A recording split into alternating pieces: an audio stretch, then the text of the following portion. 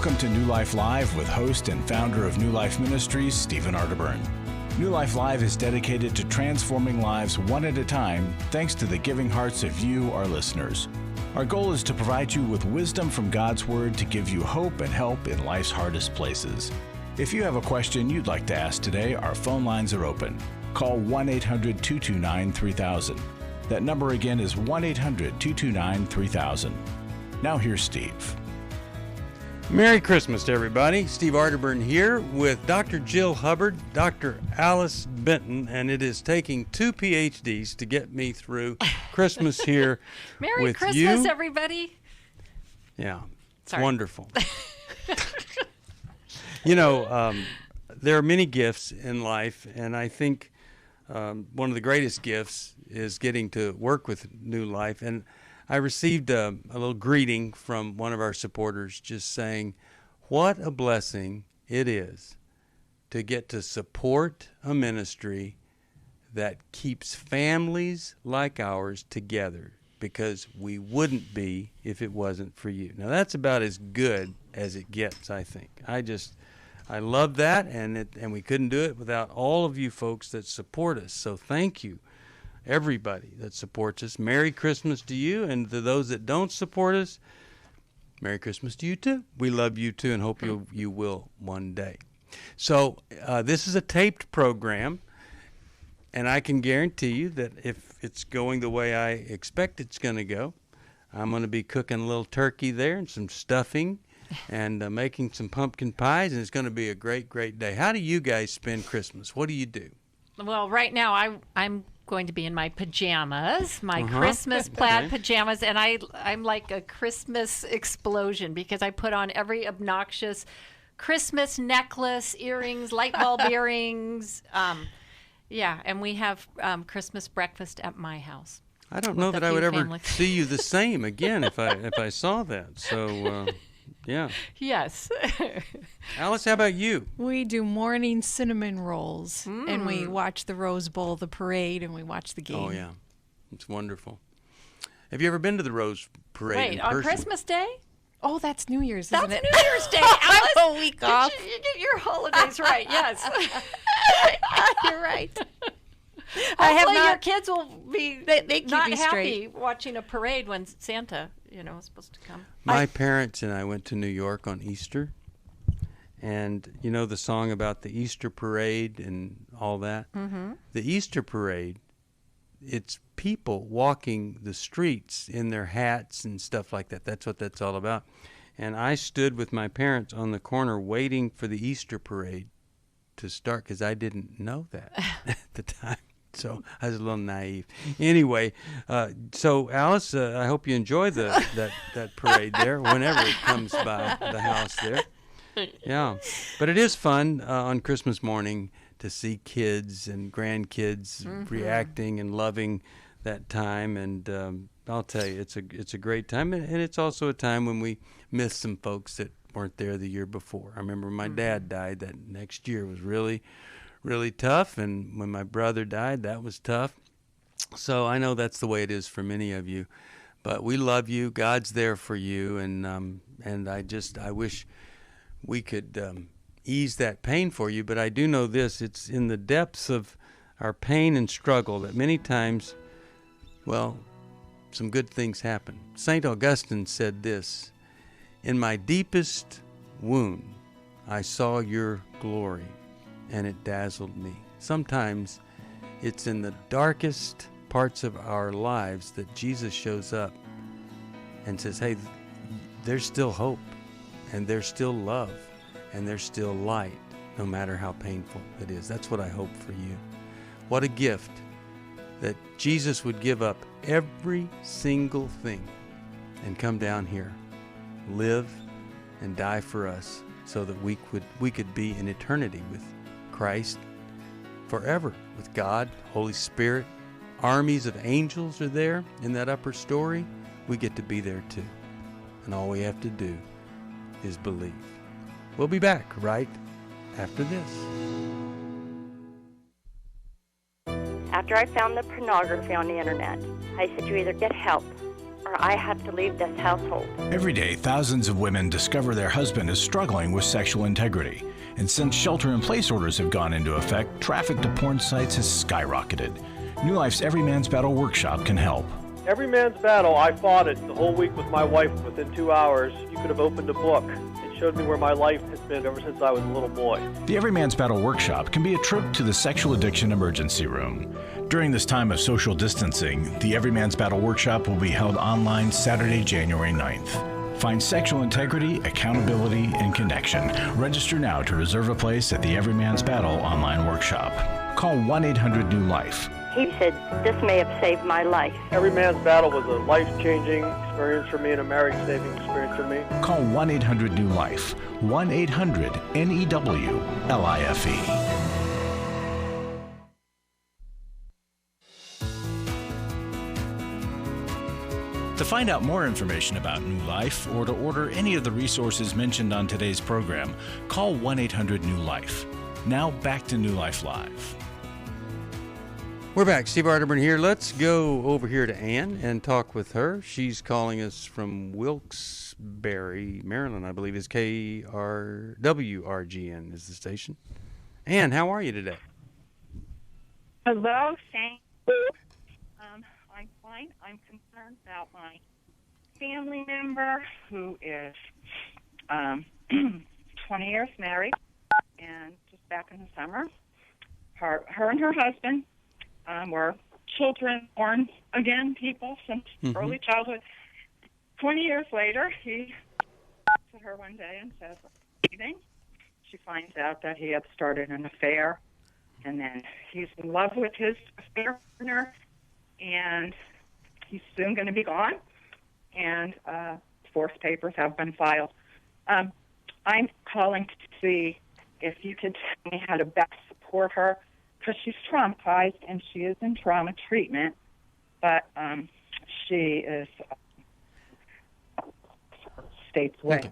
Okay. So you want to know how to support this woman whose husband has an affair and now is saying, I don't even believe in Jesus. Alice, let's start with you. What do you think's the best way for her to be supported here?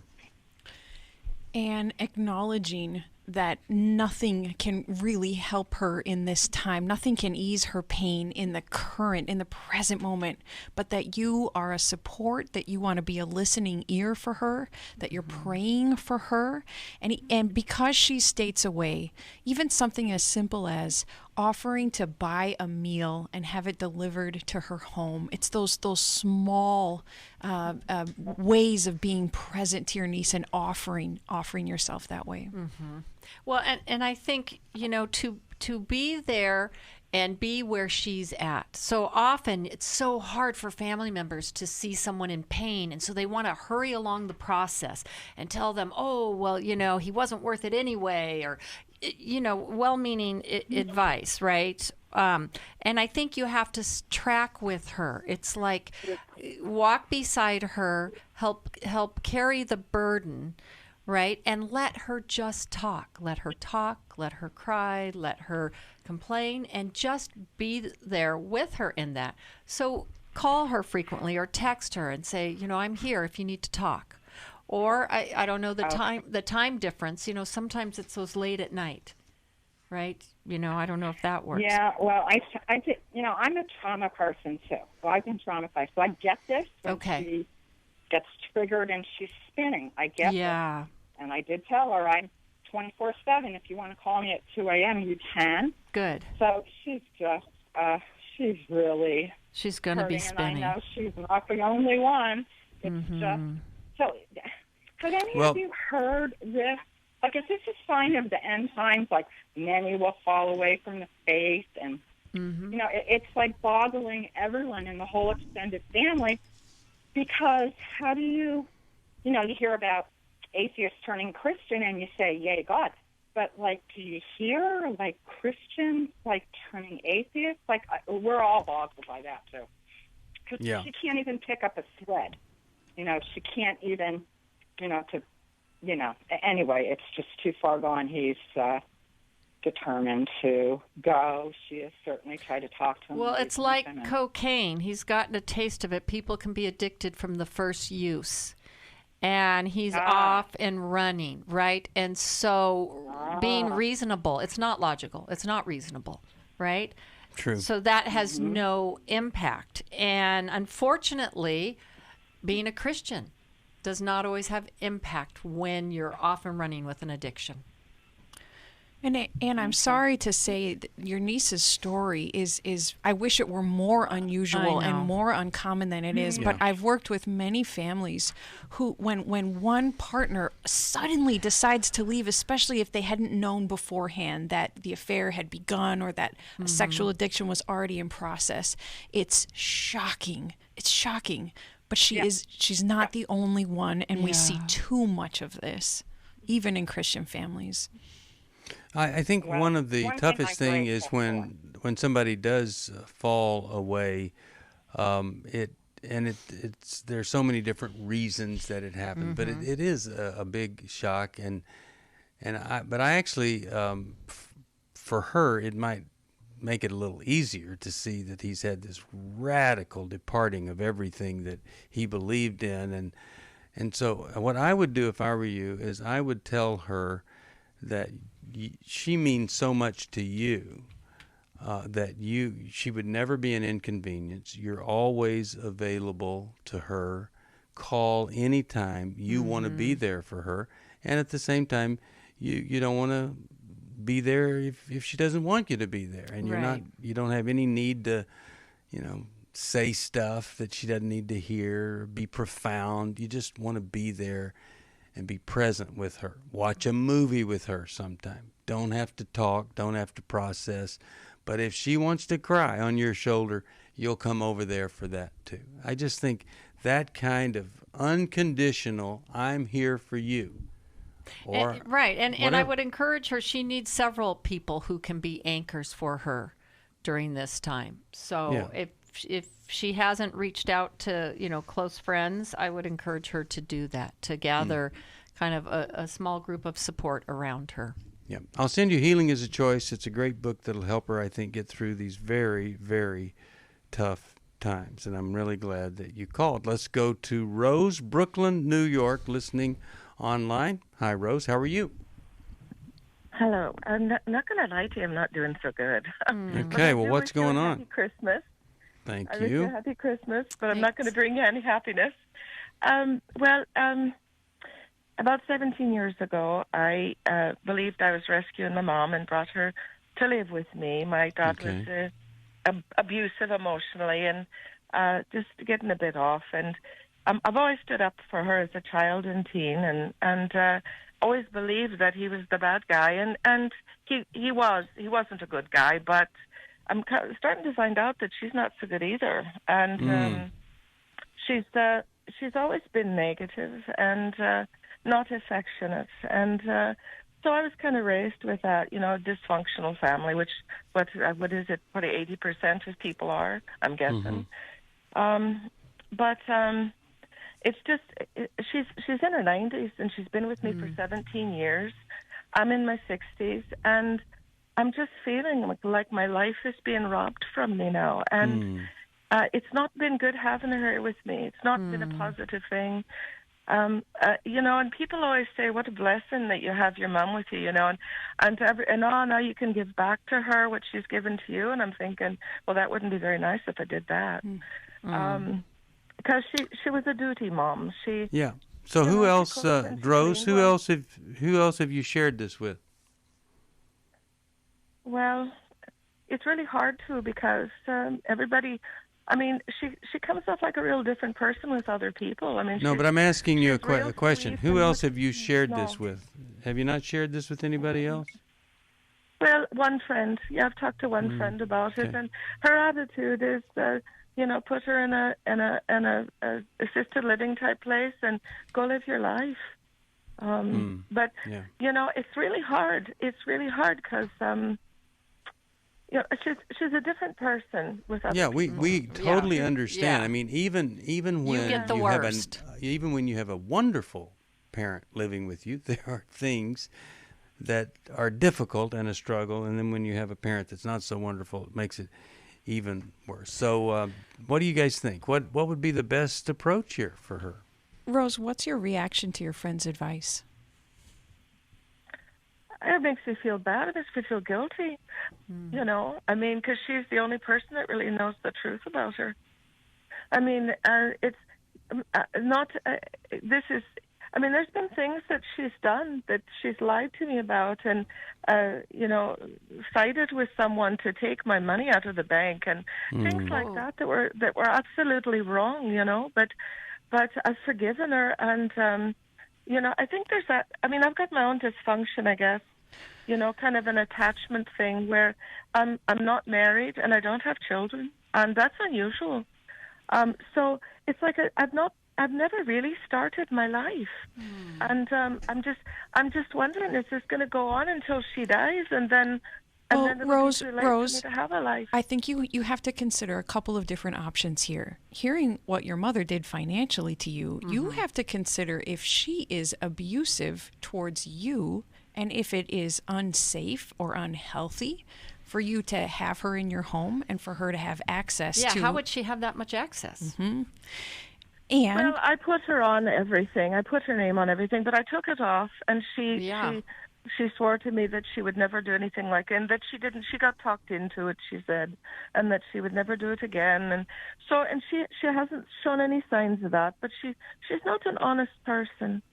She's not honest about how she feels about things, and I don't know what you call it. I guess it's called passive aggressive, where you smile at a person's face and then you hear them talking out loud, like they're talking to you and they're upset with you and they're putting you down, you know, but it's like it's loud enough for you to hear, things like that. Well, Rosa, I think you have to figure out how you can best love your mom long term.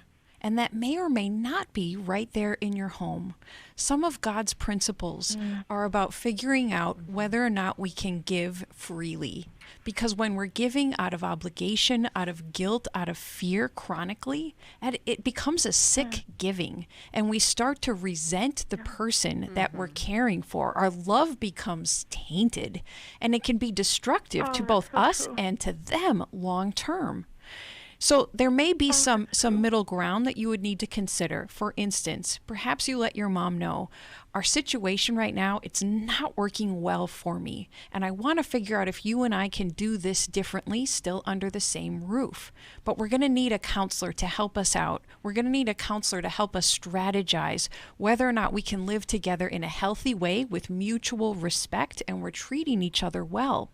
And you figure out, Rose, if you can do that and if your mom is willing to participate in that way. Because if she is, there's great hope for you both in doing this differently under the same roof. And if she's not willing to, then you have to figure out how you're going to protect your heart.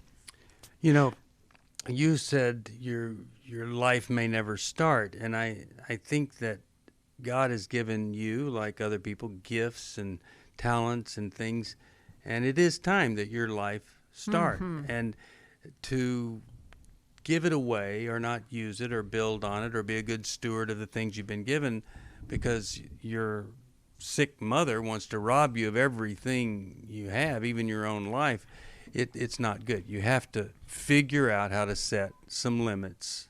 And if it means she can't live with you, then that's what it means. Jill, you have a thought. So first taking off what you guys are saying, Rose, what are the ways in which day to day you find yourself sacrificing, organizing around your mom, giving your life away? And how could you take some of that back? Setting better boundaries, because there are house guests that come and stay with you and they do their own thing and you do your own thing and it's great. And then there are house guests that come and you feel like you have to entertain them every minute.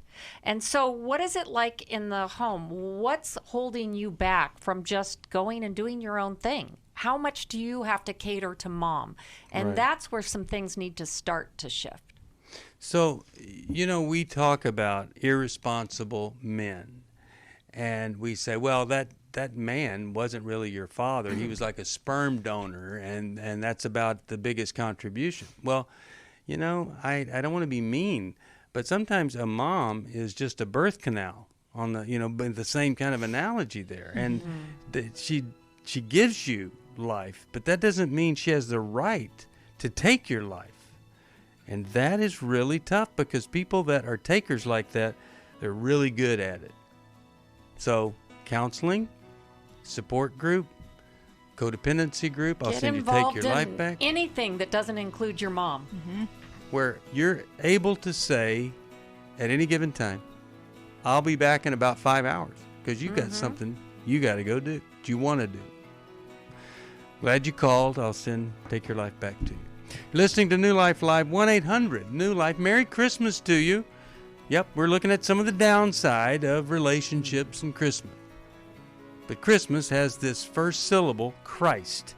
Without Christ, where is the hope for people? I don't know. I don't think there is. I think it's just kind of making the best you can of crummy stuff. I came into this thinking that my husband was the cause of many of our issues. The New Life Intimacy and Marriage Workshop will be held online Saturday, February 13th. But after learning about our attachment styles, I understood how our past hurts were playing into our present problems. Join Steve Arterburn. It's been a dream of mine for a long time to help people to grow more intimately together, and we believe that everybody has room to grow in the intimacy level of their life. And Milan and Kay Yurkovich. We help couples understand how their attachment style is sabotaging their current relationship. And then we teach them how to create comfort in a relationship. To register or to find out more, call 1-800-NEW-LIFE. That's 1-800-639-5433, or go to newlife.com. Here at this workshop, we had our first ever conversation without yelling, blaming, and accusing. 1-800-NEW-LIFE. I was really living a very anxiety-filled life. I turned on New Life, and the topic that day was about anxiety. And just by listening, I got relief. You can help New Life Live stay on the air by joining Club New Life today. When you sign up to support us monthly through Club New Life, we'll send you the new member thank you gift of 7 books, including Growth Has No Boundaries by Drs. John Townsend and Henry Cloud, Take Your Life Back by Steve Arterburn and Dr. Dave Stoop, and the Emotional Freedom Workbook. Plus, there are ongoing benefits like access to the Club New Life video library, the monthly Club New Life CD or download, quarterly resources, free shipping on purchased resources, and discounts on workshops. Call 1-800-NEW-LIFE. That's 1-800-639-5433. Support Club New Life, and together we can help hurting people find help and hope in life's hardest places. Call 1-800-639-5433 to join Club New Life today.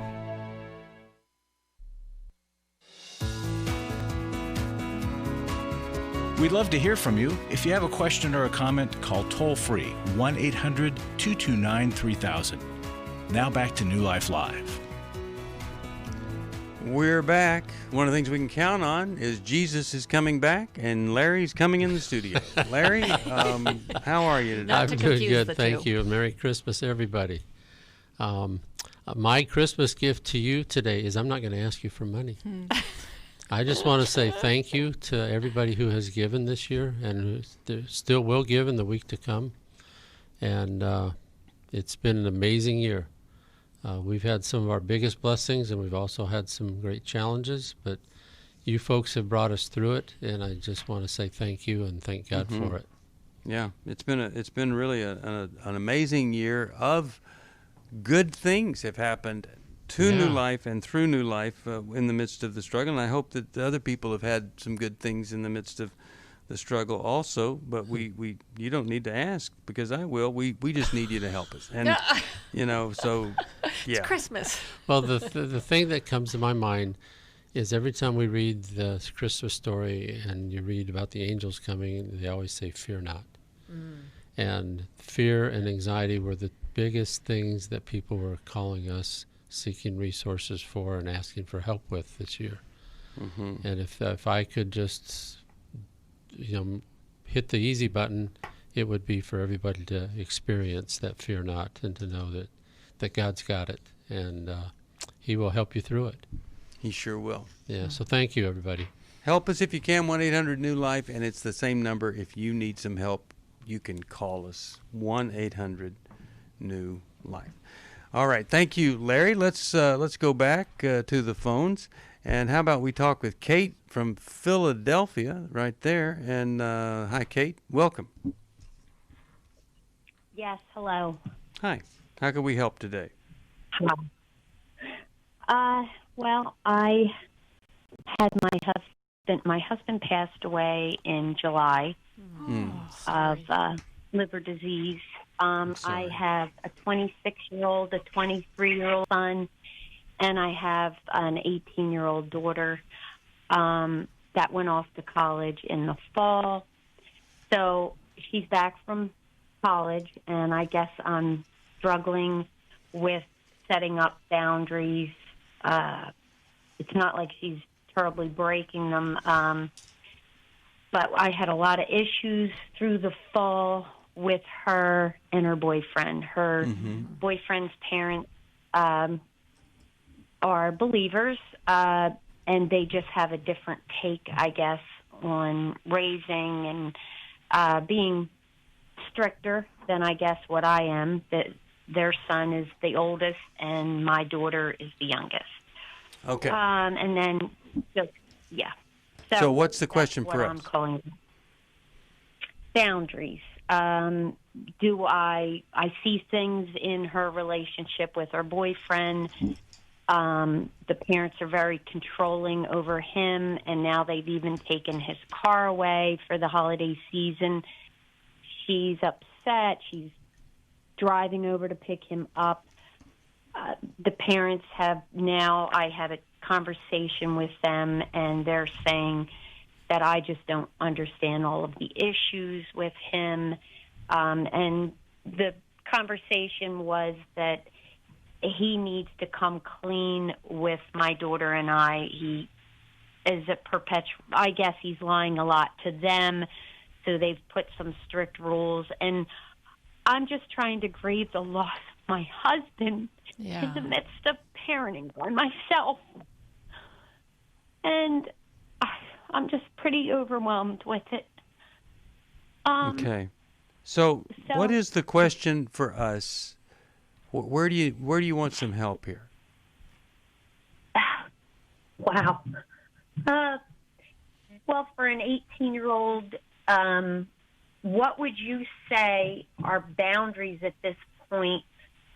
How far do I go with just encouraging her or telling her, I don't, obviously I've been told not to tell her that she shouldn't, like, I'd love to say break up with the guy, but I've been told don't do that. Okay, so you're wanting some... Yeah, okay. So I think what you want is, how do I tell or talk with or interact with my daughter who's in a troubling relationship? So let's start with Jill. I'll pick on Jill first because this is a really tough situation. Kate, I'm so sorry that you're, it's hard enough to just be grieving. And, everybody reacts differently. And, I'm wondering about your daughter, being attached to this boyfriend because it's a distraction, too, from having lost her dad. Other than it's, age appropriate to have a boyfriend. I think Boundaries in Dating is a really good book to have her look at, just so she is aware of what's healthy in relationship. I think as a 18-year-old, and I'm assuming boyfriend is also 18, probably not a good. Oh, okay, but probably not a good idea to come between him and his parents. That's an issue of individuation and growing up that he has to do. And so I think it's in her best interest to be respectful of his parents, even if she disagrees with the parents, because she doesn't want to get caught up in being kind of an accomplice to his lying and acting out. That usually never goes well. I would certainly allow her to talk, and I would ask questions. Instead of feeling like you have to have the answers, you've got to profess something to her, I would let her talk about how she sees the situation. and the two of you put your heads together. We'll be back.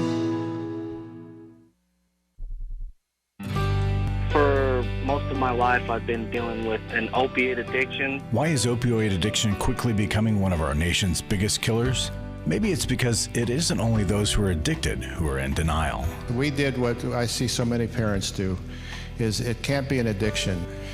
There's something medically wrong. It's impossible to solve a problem when you don't know what you're up against, and families will try to find any explanation except the one that will put them on the right path. Alcoholism and drug addiction is a family disease.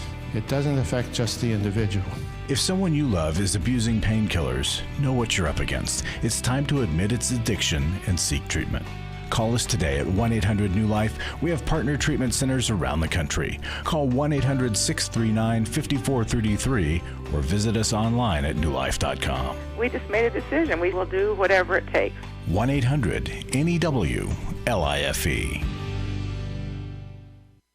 Hi, this is Steve Arterburn, and for 30 years, New Life has been the most trusted name in Christian counseling. I'm an addict, and I'm trying to get God in my life again. You seem to be able to get to the crux of a problem quickly. Our Christ-centered treatment programs can help you break free to embrace all that God has for you and your family. I just want to thank you guys for bringing me to a relationship with Jesus. There really is help for marital problems, depression, addictions, panic attacks, and feelings of hopelessness. I came back with so many tools to help me prepare myself to fight this struggle and this battle that I have every day. You can start living again today, living the life God intended for you. Help is available at 1-800-NEW-LIFE. They did care, and they did follow up very lovingly, and it made all the difference in my life. Call us at 1-800-NEW-LIFE. Someone who cares is waiting at the other end of the phone. God can open the door to a better tomorrow right now. Just call us at 1-800-NEW-LIFE. 1-800-639-5433.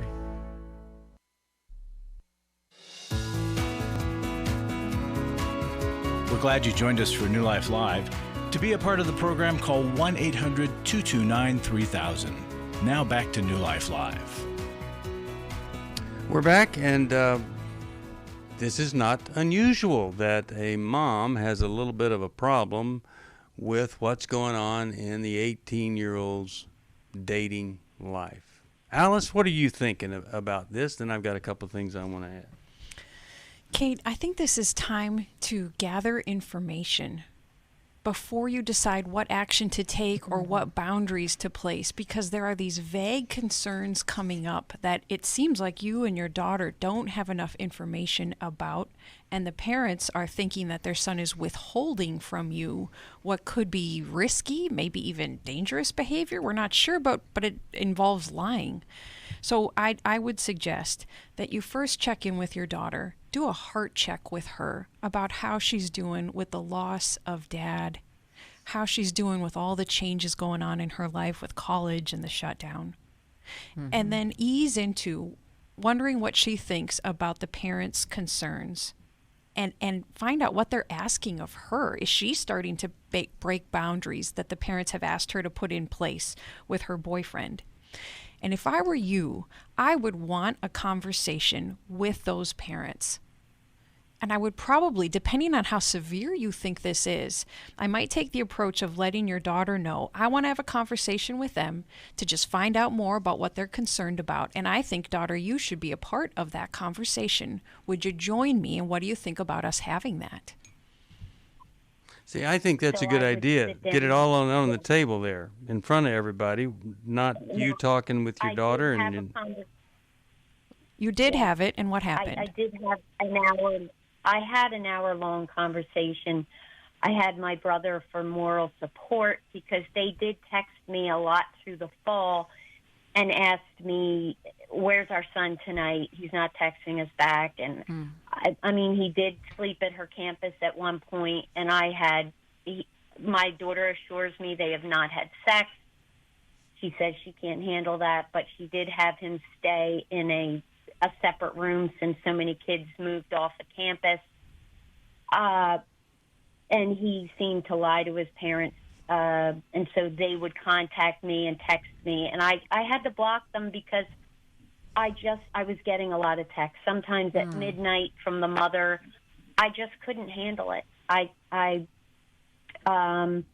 would just be asked we don't want our son going to a haunted hayride, please do, and that would be in the middle of a school day for her, and the father would text my daughter and say, we don't want him doing this or that. And I just thought that was inappropriate. So I just couldn't handle a lot of their text messages to me. And Kate, have you let them know your limitations? Have you asked them to pull back how much they're communicating with you? I did. I sent them both. I put them both in a text together, and I said, please, you deal with your son, and I'll deal with my daughter, because I just couldn't mentally handle it in the fall. I was still. And Kate, how have they responded to your request? Well, I blocked them, so I don't know if that was right. I did unblock them, and then just a week ago, they both. The mother texted me at 10 p.m. and said, I read through all my son's texts, and we have major issues.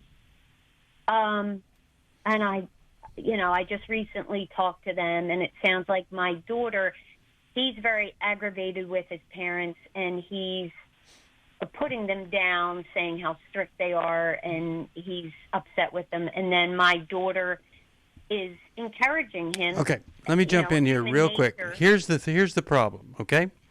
Kate, you have a big problem, and I would like that problem to become your daughter's problem, not your problem. Amen. Because if you continue to keep this your problem, your daughter is never going to learn how to deal with these problems. And she's 18, and she needs to deal with this problem. She also needs to see, which is a really tough reality for people to accept, that you really are at that age starting to have to consider, if this is a long-term relationship, I'm going to be in a long-term relationship, not with just him who lies under pressure, but with them. And so I would be asking her more questions than telling. I would be getting her to consider alternatives versus, deciding what needs to happen, because this is really a tough situation. And I wouldn't wish him and the family on anyone. In a year or two after he's worked this out, he could be one wonderful guy. But if you fix this for her and him, well, that's just not going to be a good foundation for a long-term relationship. So I'm really encouraging you to help her help themselves and not give them so much. And I wouldn't be interacting with those parents much at all. Encourage the son to deal with his parents. And I'm wondering if he's still living at home. Has he gone away to school like your daughter? It sounds like those parents are caught in between high school, and it's time to change and give a little more rope there. And you know what? You've given them what you have wanted, and if they're away at school and they want to go on a haunted hayride and you've never allowed that, they get to choose that. That's right. Yeah. Right. Otherwise, he should be homeschooled through college. Right. So how has that ever been a good situation? Okay. So anyway, Alice, you have anything else you want to say? I don't. Okay. Glad you called. I'm going to send you Take Your Life Back. I hope that will help you. I think it's the right book at the right time. Amazing how many times I think that, but it really does help a lot of people. And let's go to B from Downey, California. KKLA is the station. B, how are you? Hi. I'm doing okay, Steve. Thank you so much for taking my call. First caller. You're welcome. First-time caller, and I listen to you guys all the time. Okay. Thank you. How could we help? I'm going to go straight to the point. I have a situation whereas I've been having an intimacy relationship with my ex-husband for the last 10 years after we divorced. We met very young, and we had 2 kids and 3 grandkids together. And it seems to me that when the holidays come around, we kind of like get together, and we're both single. We're not married, but we have a situation where our oldest son, Dave is really bad in drugs, and I feel so bad about it. And I just feel so guilty because, I lived in sin when I first met my ex-husband, but I wanted to make it right with God, so I agreed to whatever he said for me to marry him, for him to get to marry me, to be blessed by God, and but it didn't last long. I mean, he divorced me because I wasn't the wife that he expected. Okay, so me, I have what is it we could help you with here? And you're sleeping with an ex, and you feel bad about what could we do for you? I mean, the word of God is telling me, Steve, that my body is the temple of God. But because I made a commitment to him, and that's what he throws on my face, my ex, saying, you made a commitment to God, you had to keep the promise to him. And now, he has given me, until the end of the year to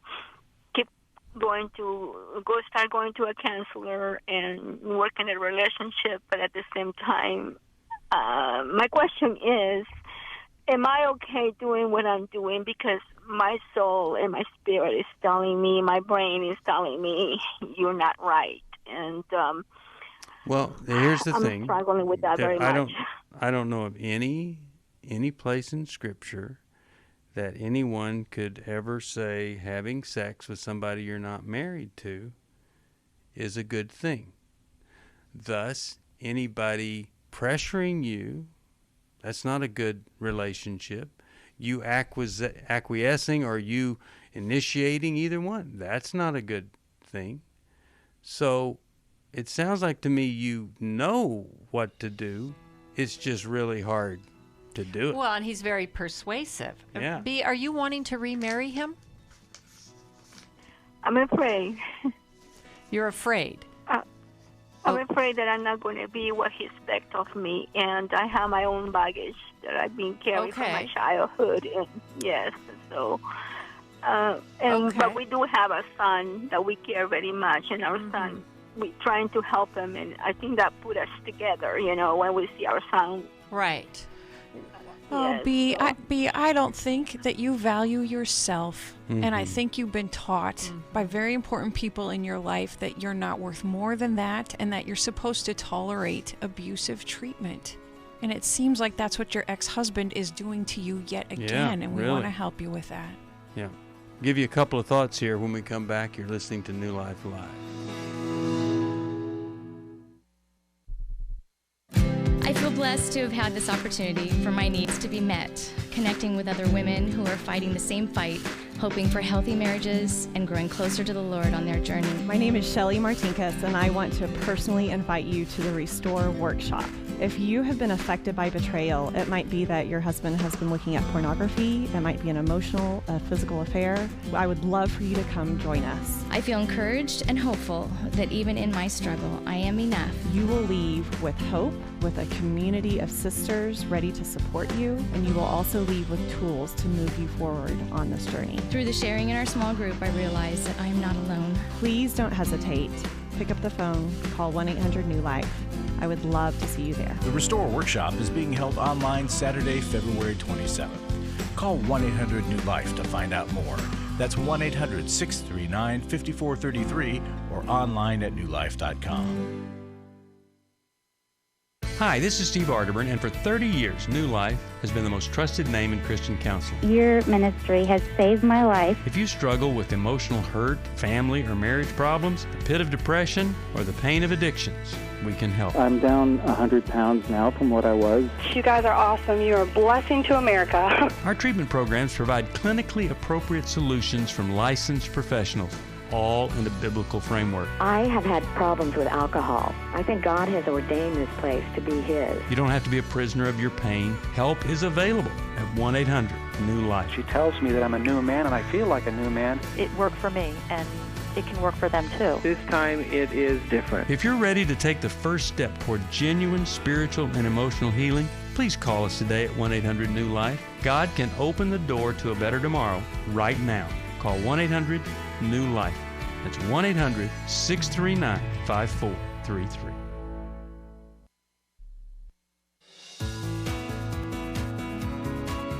To find out more information about New Life or to order any of the resources mentioned on today's program, call 1-800-NEW-LIFE. Now back to New Life Live. Well, we're back, and this is a tough situation where B's wanting to know if it's okay, what to do, and B, is your ex-husband wanting to remarry you? Is that the thing? Yes, but he wants me to go to a counselor for the next 2 years, and then he wants to remarry. Just because he said, we are already married because in the sight of God, we are married. I'm going to do this because to make you happy, because you want it, and for our family to put together.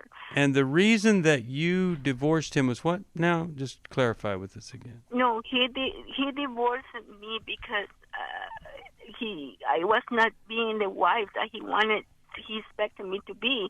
This been going on for the last 38 years, Steve. I was very young when I met this person. Okay. Yes. Okay, so here's what I would do if I were you.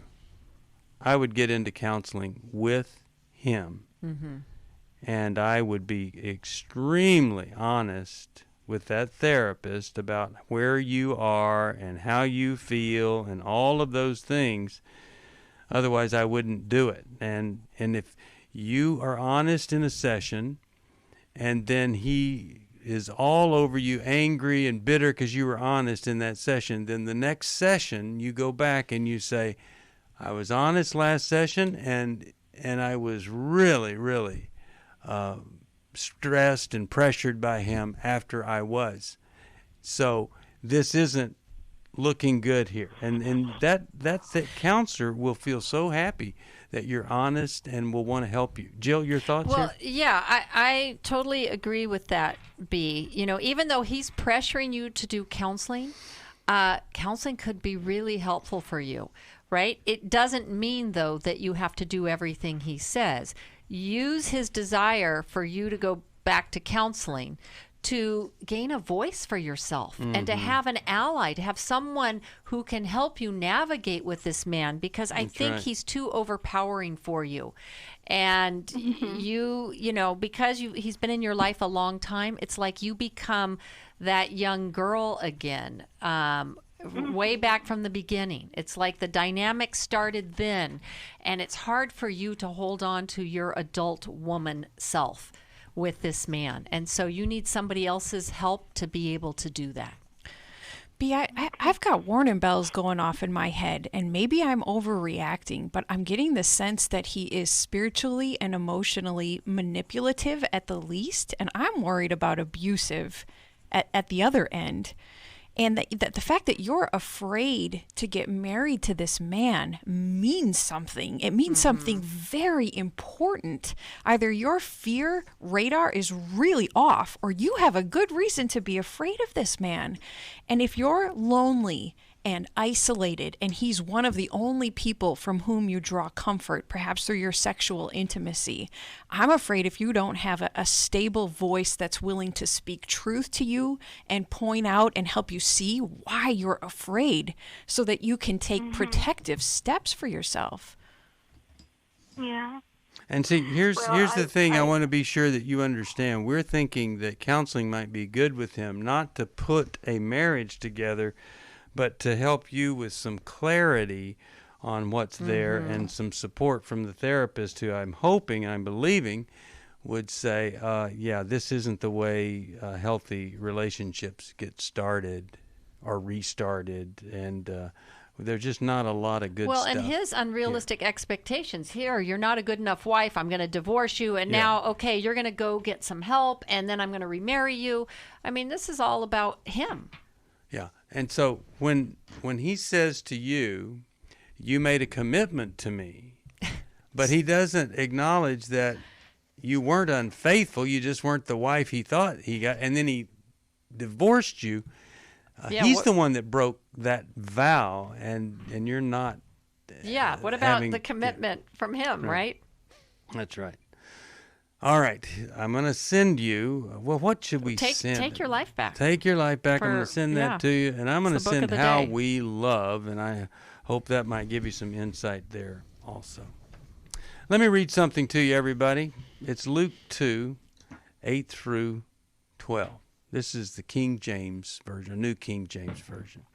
Now there were in the same country shepherds living out in the fields, keeping watch over their flock by night, and behold, an angel of the Lord stood before them, and the glory of the Lord shone round them, and they were greatly afraid. And then the angel said to them, Do not be afraid, for behold, I bring you good tidings of great joy, which will be to all people. For there is born to you this day in the city of David a Savior, who is Christ the Lord. And this will be a sign to you. You will find a babe wrapped in swaddling clothes, lying in a manger.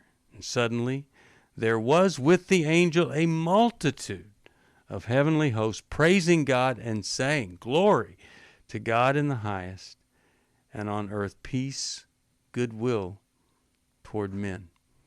We live in the lower story down here on earth. But there is an upper story that's going on. There are battles, there are armies of angels, and they are fighting for us all the time. And then sometimes the lower story and the upper story intersect. And that's what happened. Heaven came down. Jesus was born, and these angels, with the glory of God, these hosts filled up the heavens. Did they fill it in front of kings and queens and royalty? No, to the gentle shepherds taking care of sheep in the field. And they were the first to see the Savior of the world. You would have to really struggle to be in a place lower than a shepherd out in the field. But God honored them. And I don't care what position you hold, whether you're a convicted murderer in prison or whatever, if you give your life to Christ, all of the angels are going to be rejoicing about your rebirth the way they rejoiced about the birth of Jesus. And you have reason to celebrate today on this Christmas day. Jesus was so clear that he didn't come for all the people that had it all together. He came for us folks who don't. And I just hope and pray, if you've never really thought about your relationship with Christ, your commitment, your belief in having a clean slate, wiped clean by the birth, the death, and the resurrection of Jesus Christ, that you would consider that today. You know, a lot of crummy stuff has happened in 2020. But the greatest thing in your life could happen here, 2020, if you walked out of here with a new faith in Jesus, a renewed faith, or a new commitment, rededication of your life. It could be the greatest year in your history, ending it that way. So I am hoping and praying that this won't just be a celebration of presents being opened and exchanged, but it would be an exchange of your will for the heart of Christ.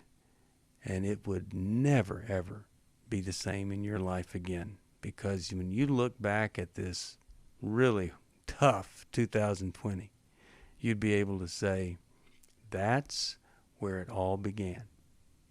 And you'd live that way for the rest of your life. Merry Christmas to you all. Merry Christmas to Dr. Jill Hubbard, Dr. Alice Benton, to all of you who listen, watch, and support us.